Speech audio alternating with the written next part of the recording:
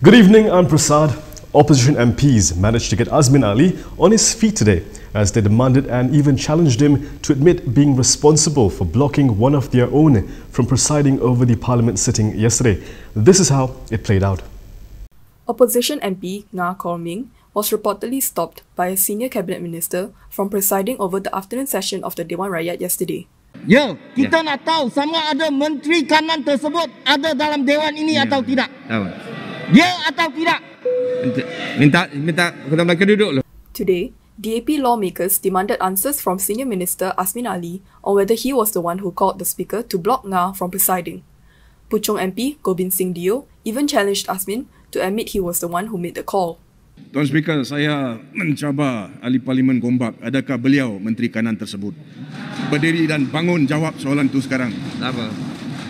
Kalau berani sebagai Menteri Kanan, stand up and answer the question now. Saya berani kerana ikut peraturan. Bukan Ini peraturan, sesi answer soal the jawab. question. Adakah kamu telah Jawab saja.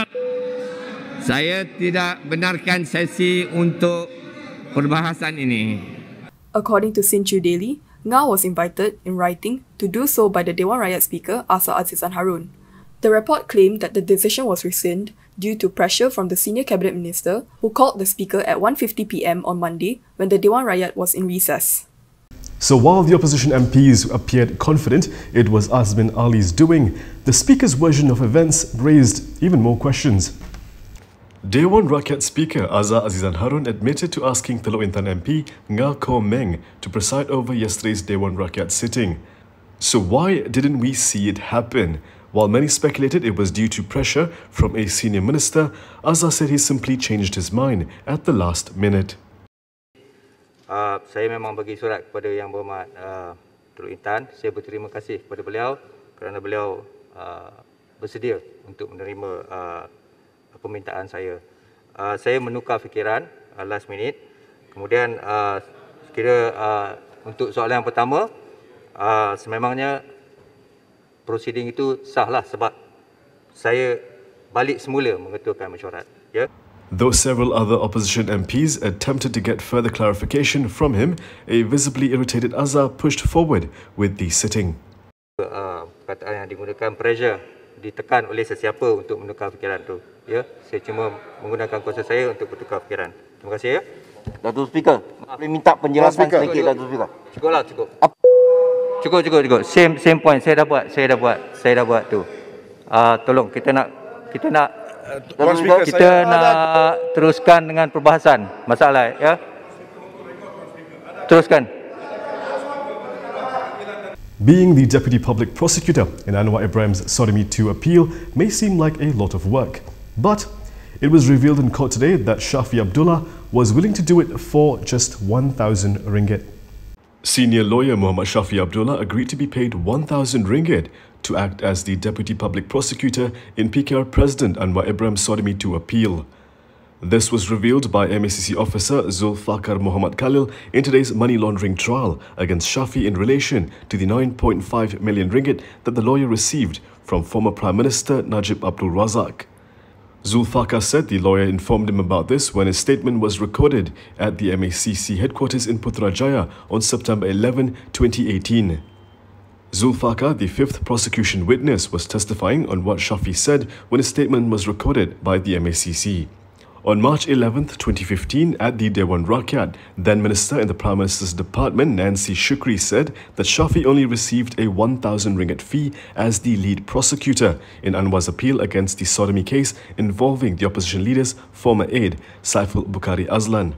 Anwar previously contended that Shafi was paid 9.5 million ringgit as a fee for acting as the member of the prosecution opposing the Port Dickson MP's appeal.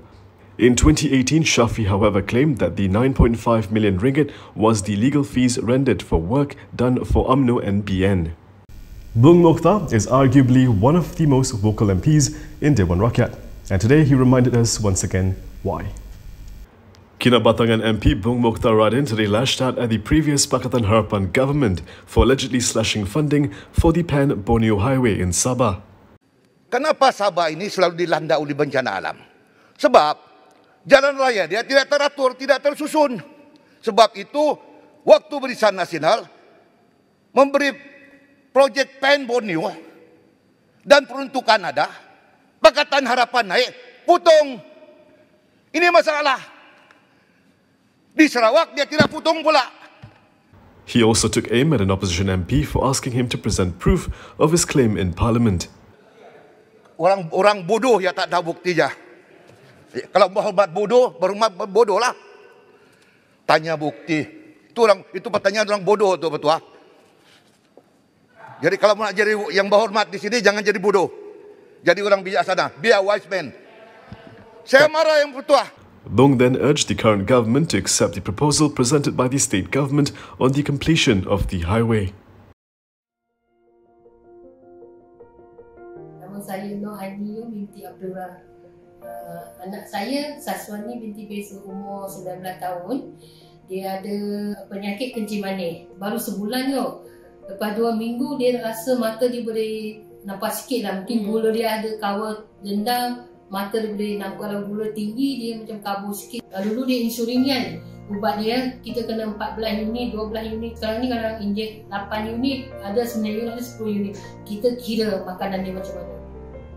Dia minum G-Shell tak injek banyak gula. Syed Saddiq reminded an UMNO MP today that he has never hopped parties. In fact, he says he was fired. Former Youth and Sports Minister Syed Saddiq Syed Abdul Rahman has rebutted Padang Rengas MP Nasri Abdul Aziz, who made him an example of a failed parliamentarian. Previously on September 19, in an interview in Malaysia Gazette, Nasri was quoted as saying, "I see like Syed Saddiq Syed Abdul Rahman. To me, he is a failure. There hasn't been anything yet, but he is already hopping here and there." Nasri also questioned the former Bersatu Youth Chief's loyalty to Dr. Mahathir Mohamad on claims that he ran away from Bersatu to be an independent. However, contrary to Nasri's claim, Syed Saddiq pointed out that he did not quit Bersatu to form the Malaysian United Democratic Alliance, or MUDA. In a tweet last night, Syed Saddiq refuted that he did not party hop and was instead fired as he rejected the formation of the backdoor government. He also added that he had principles and the people's trust to protect. Good news for young Malaysians. The government under Ismail Sabri Yaakob appears to care more about whether you'll get to vote than the previous government under Muhyiddin Yassin. De facto Law Minister Wan Junaidi Tuanku Jaafar told Parliament today that the government will try its best to lower the voting age to 18 and to implement automatic voter registration upon eligibility. This is in line with the decision by the Kuching High Court that states that Undi 18 and ARV must be fulfilled at the same time and cannot be done separately. Wan Junaidi added that if the government wants to do it separately, they would have to amend the federal constitution again. Jadi akhirnya kerajaan membuat keputusan jangan tak payah dipisah. Kita laksana mengikut apa yang mahkamah telah beri arahan kepada kita. Keputusan ini telah dibuat oleh pihak kerajaan. Dan pelaksanaannya, saya dah berbincang dengan pihak SPR bahawa dengan izin, we try our best. Wan Junaidi was responding to a suggestion raised by MUA MP Syed Saddiq Syed Abdul Rahman. The constitutional amendments to allow for both Undi 18 and automatic voter registration were passed by Parliament with a 2/3 majority in 2019 during the Pakatan Harapan administration and were supposed to be implemented last year. After taking reins in March last year, former Premier Muhyiddin Yassin's administration then projected that Undi 18 will only be ready by September 2022, potentially after an election that he had repeatedly promised. Prime Minister Ismail Sabri Yaakob's government, however, appears more keen on seeing Undi 18 through and has vowed not to appeal against the Kuching High Court decision made on September 3rd. And now a message from our sponsor, Blue Air. When the hospital reached out to us, we were more than happy to take a look.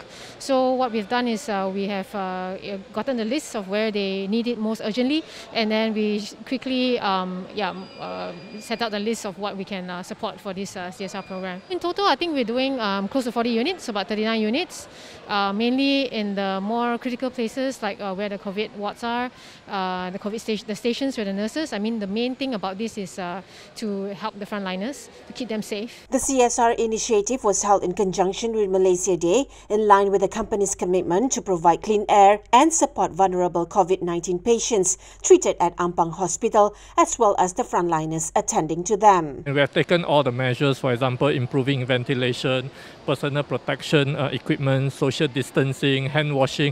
Everything needs to be in place, but Adding in air filtration and air purifying is basically to add in a layer, one more layer of protection, because this is actually a strategy of multi-layer protection. So I think it is important, not only to us, but I think in generally, if it can be done in bigger section of societies, for example, restaurants, classrooms, offices, that would be good. 39 units of the world standards #1 air purifier were then set up in a few areas throughout Ampang Hospital to improve the air quality and protect the patients and frontliners. One of the things that's different is the HEPA silent. Mainly, it's a combination of two types of filtration.